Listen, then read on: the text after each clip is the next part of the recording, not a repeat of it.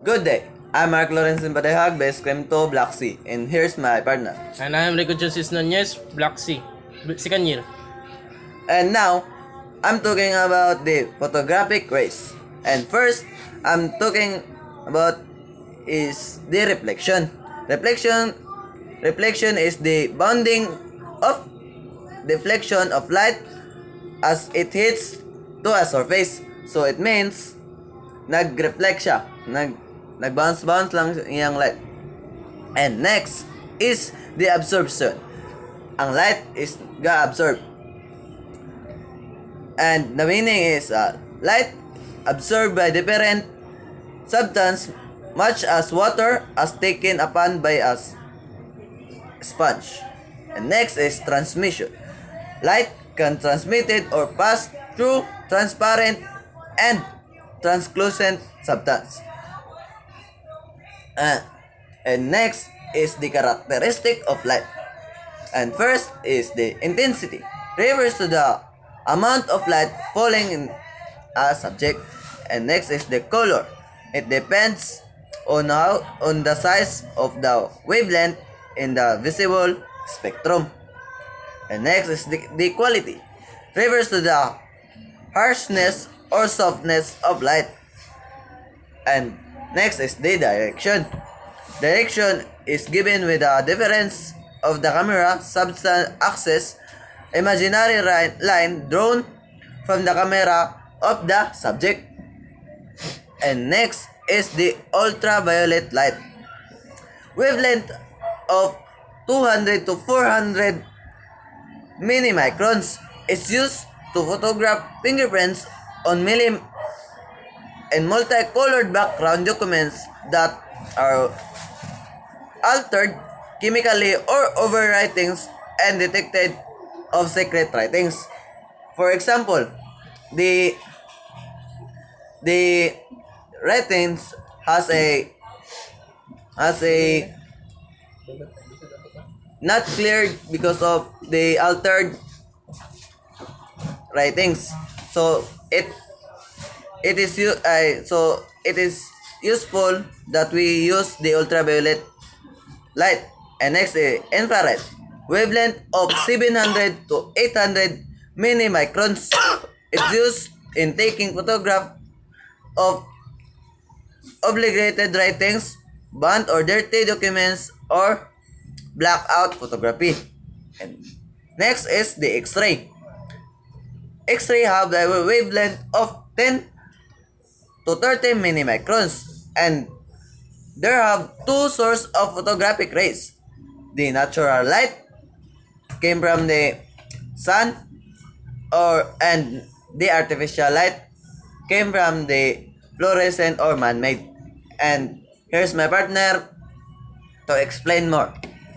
So, natural light. So, we have a three classification of the light of a natural light, which is the bright sunlight, hazy light, and dull light. When we say bright sunlight, mani ang light nga gikan sa sun, or should I say the creation of God light. So, in the hazy light means obscured by light clouds. The intensity of the direct light falling on objects in open space is decreased.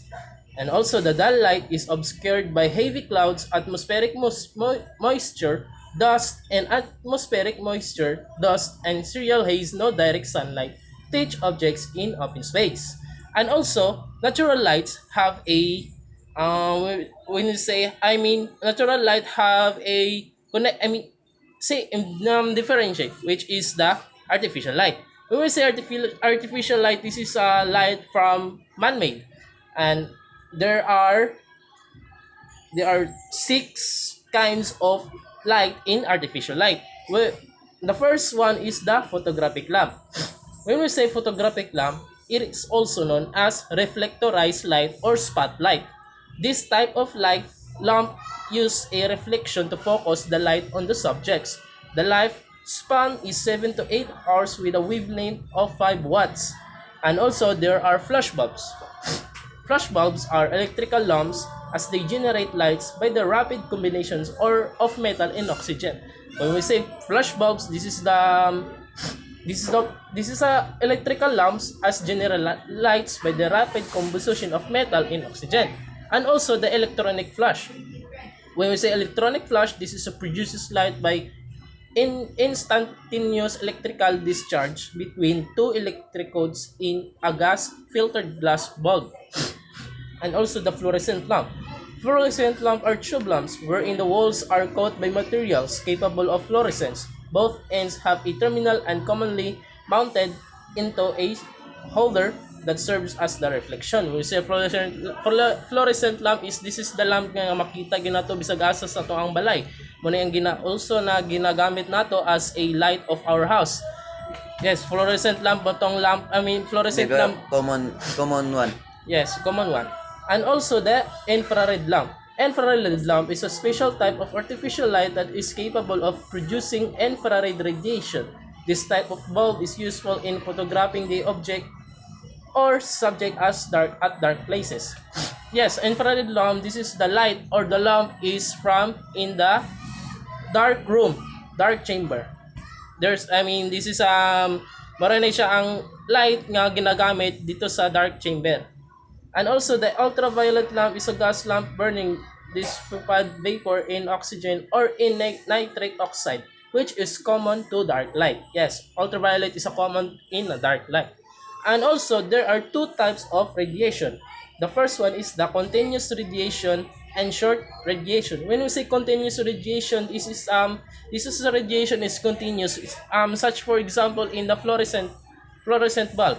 So masulti ginato ang fluorescent bulb is a continuous radiation because is pwede ni siya ang kaning nga radiation is pwede ni siya pang buntag, dili ni siya pang kuan, pwede kana mag continuous. And we say short radiation is this is a chemical flash bulb, electronic flash, short radiation. For example, in flash sa mga any kinds nato sa mga cameras or sa cellphone. And also there are two types also in a colors. Primary colors and the secondary colors. When we say primary colors, this is the blue, green, and red. And the secondary colors this is the cyan, yellow, and the magenta. So that's all for today, and Thank you for watching and see you next time. Thank you.